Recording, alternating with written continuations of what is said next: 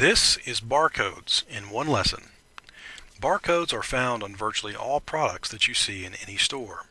When a laser from a computer scans a barcode, it's actually scanning through a series of 95 evenly spaced columns and checking to see if each one of those columns is reflecting a lot of laser light or virtually none.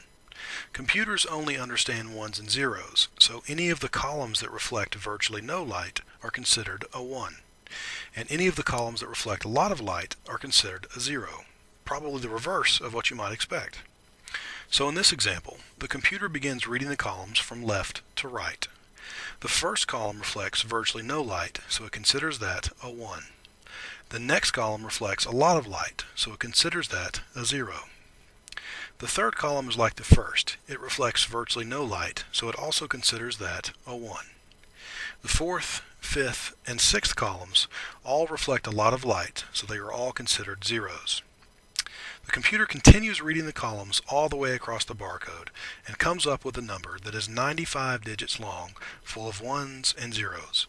These ones and zeros are then grouped into 15 different sections. 12 of these sections are used for the numbers that you see at the bottom of the barcode. The other 3 are used as guards. These guards let the computer know where the barcode begins and ends, and also where the 6 numbers on each side begin and end. This is important because the numbers on the left are identified based upon one set of codes, and the numbers on the right are identified based upon another set of codes. These codes are different because the computer needs to know whether it's reading the barcode from left to right, or whether the barcode is being read upside down.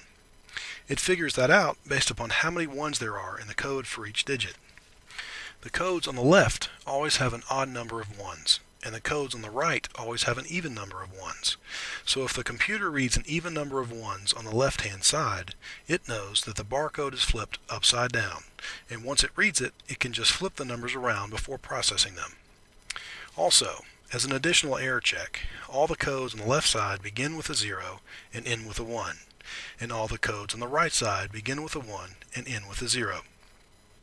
So in this case, we'll plug in the numbers above, and you'll see that those numbers are the exact same as the numbers below. But what do these numbers actually mean?